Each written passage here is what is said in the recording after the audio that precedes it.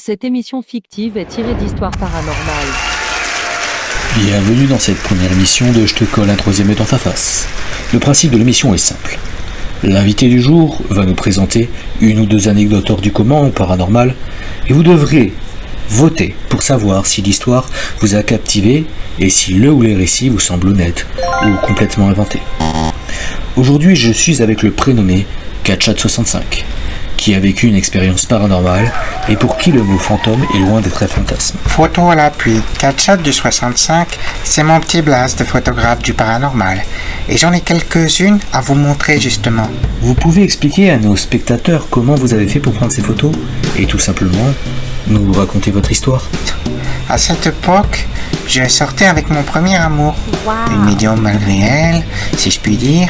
Et un jour, alors que je dormais à ses côtés, elle me réveilla en pleine nuit pour me dire « Il y a une femme qui vole au-dessus de ton lit. » Attendez, elle vous a dit ça comme ça et vous n'avez pas paniqué? Non, à vrai dire, au début, j'étais très sceptique. Et puis, elle m'a dit de tendre la main et m'a demandé si je ne sentais rien. Et alors?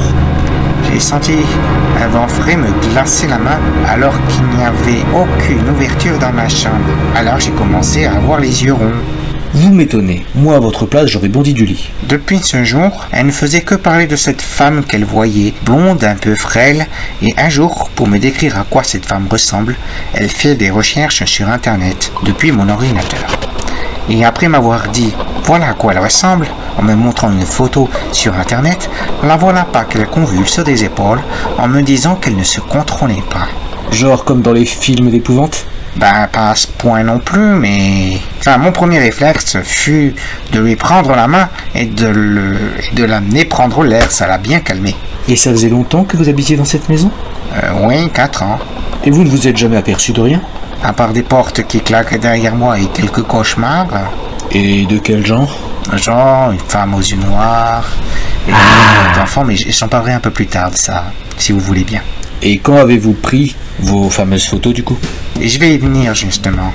Voyez-vous, je venais à peine de m'acheter un appareil photo numérique réflexe et j'ai téléphoné à ma copine de l'époque le soir même pour lui dire que j'allais faire la chasse aux fantômes. Et alors, qu'a-t-elle dit? Eh bien, vous allez rire. Elle m'a dit que je perdais mon temps et que je n'arriverais à rien si ce n'est à perdre mon temps et à me ridiculiser. Alors le soir même, j'ai pris des photos dans ma chambre. Et alors? Rien, j'ai pris plein de photos partout dans la maison et puis après de nombreuses tentatives, j'ai eu l'idée de mettre ma main devant le flash de l'appareil et d'augmenter la sensibilité de l'appareil photo.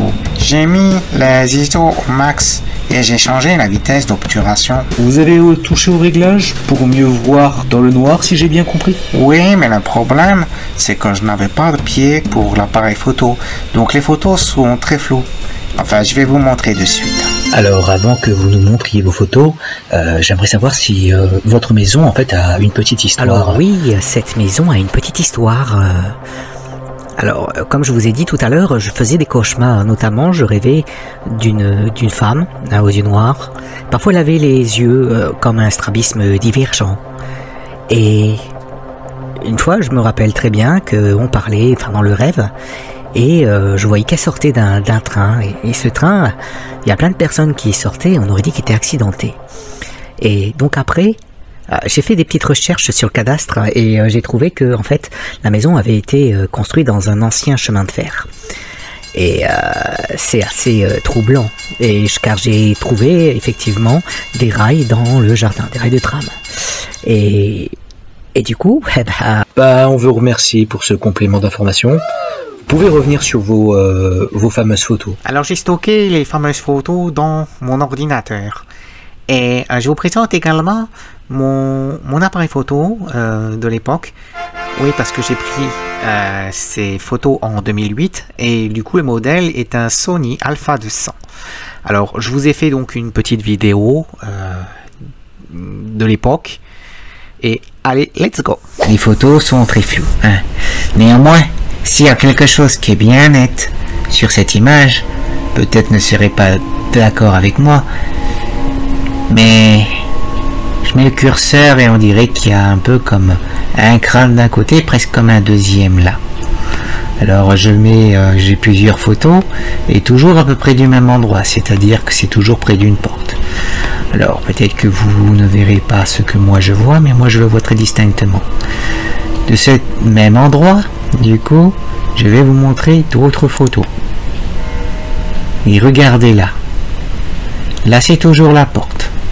Et là, il y a une tache qui est excessivement visible.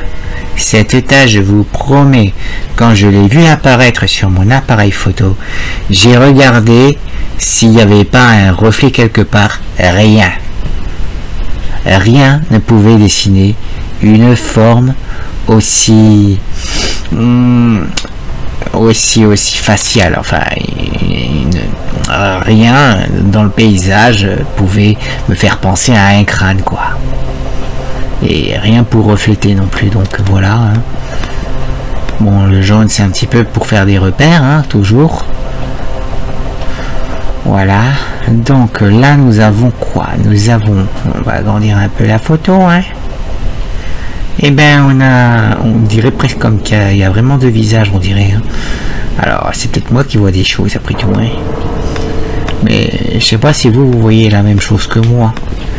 Mais on dirait presque qu'il y a une femme en toge là, et à côté de lui une autre personne. Maintenant, là, on dirait toujours qu'il y a un crâne. Et je sais pas si vous voyez ce que je veux dire. Et alors là, la dernière photo, et qui est peut-être pour moi en tout cas la plus effrayante, hein, je vous la montre de suite. C'est celle-là. Alors là on voit près de la porte toujours le visage. Là on voit quand même qu'il est assez net le visage, hein. Je sais pas si vous voyez la même chose que moi, mais clairement on dirait qu'il y a une femme. Et vous savez, la deuxième chose la plus étrange qu'il y a sur cette photo, c'est que quand on regarde bien de ce côté là, on voit presque comme deux autres entités. Je vous montre. Dépêchez-vous, c'est bientôt la fin de l'émission. Je sais pas si vous voyez la même chose que moi. Si c'est moi qui vois des choses pas très distinctes, mais on dirait, c'est peut-être un peu moins évident, mais que ce soit un peu comme des espèces de petits gris de Roswell là. On dirait qu'il y a vraiment des visages, une bouche un petit peu, wow, pas très belle en tout cas.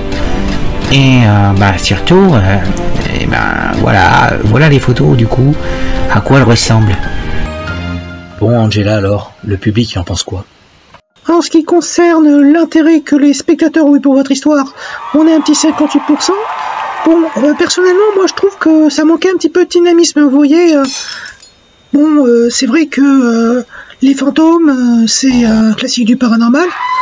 On en attendait peut-être un peu plus d'une première émission, vous voyez. En ce qui concerne la crédibilité de votre histoire, on a un petit 70%, ce qui est pas mal, et pour un public averti, je trouve que c'est un peu dommage.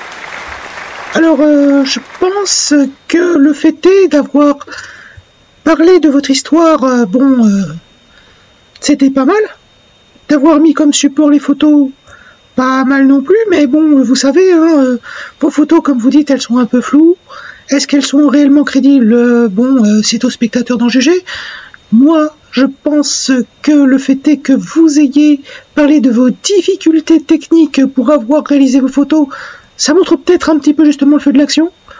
Mais c'est vrai que appuyer finalement la preuve sur la photo, c'est pas toujours évident. Alors oui, je suis tout à fait d'accord avec vous.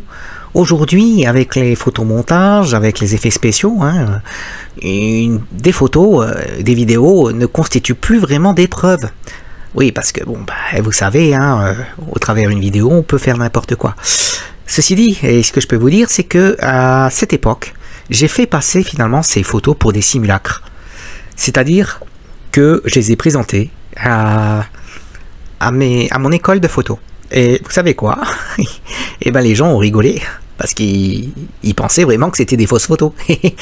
Oui, enfin moi je rigole parce que quand on connaît la vérité et qu'on sait que finalement on ne peut pas vraiment la divulguer sans paraître pour un fou, ça, enfin je veux dire, ça crée quand même une certaine frustration.